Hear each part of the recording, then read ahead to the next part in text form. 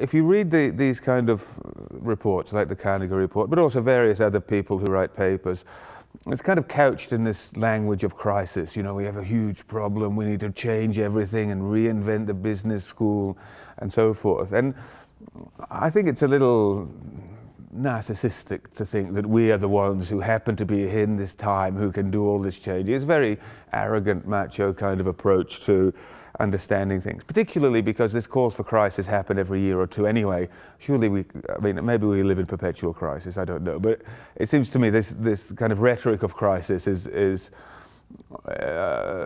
serves the purpose of the person enunciating the rhetoric more than it serves any educational purpose. And it's interesting also, if you look at these rhetorics of crisis, the manager the educational manager is the one who's the savior, who's going to come in and change everything and so forth. The individual educator, the person standing in front of hundreds of people teaching, just seems relatively absent.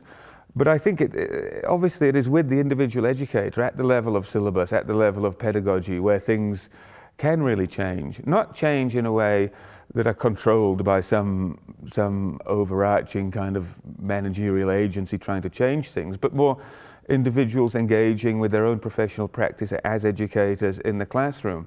And in a sense, there's so much freedom that we have. When it comes down to what I actually teach and how I teach it, no one's ever tried to tell me what to do. And even when I've done things that are kind of a little bit unusual, I've never got in, no one's ever tried to discipline me about that.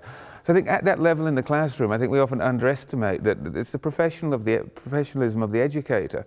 And even if you speak to people about the time they were in university, people who've left many years since, and they talk about it, often what I hear people talk is, I really remember that person, Professor so-and-so, really made a strong influence on me. And so it is the individual educator who I think is the kind of forgotten locus of education. And that is the locus of pedagogy, largely, and of syllabus. It's interesting, I often think about undergraduate students and what gets involved in kind of curriculum and syllabus at an undergraduate level. And it often surprises me how it's things that students may rarely practice until perhaps later in their careers. Strategy is a key example. So we might run a course in strategy, and there's some 19-year-old kid learning about how to do corporate strategy. And perhaps if that person is hugely successful in 15 years' time, they might do some strategy, in which case it's very unlikely they'll be referring to what they recall in their in the lecture theatre.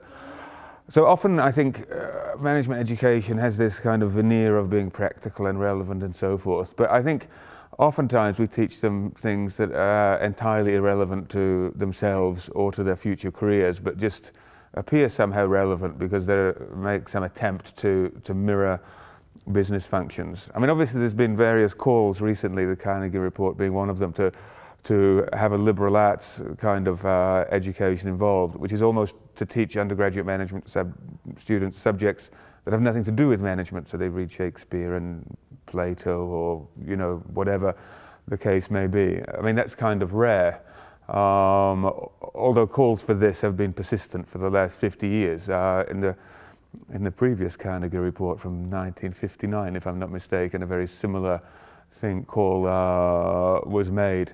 So I think that's much rarer in terms of management students, and I think potentially many of them would resist this. I think there's other ways of incorporating some of these broader ideas into the classroom while still doing it under the kind of aegis of teaching people about business and management. But obviously one key way to do this is to teach using examples from popular culture, which is something I've been involved in as well.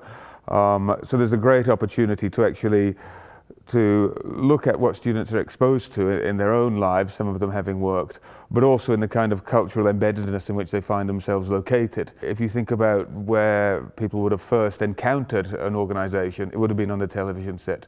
Because work is everywhere. The professions, are everywhere. Lawyers, police, medical people, any kind of television program, dramatic or comedy program, the workplace tends to be a feature. So you've got to think that despite their education, most people are learning much about what they work from the films they see and the television they watch. So engaging with this as a kind of pedagogical process is a great opportunity to teach undergraduates.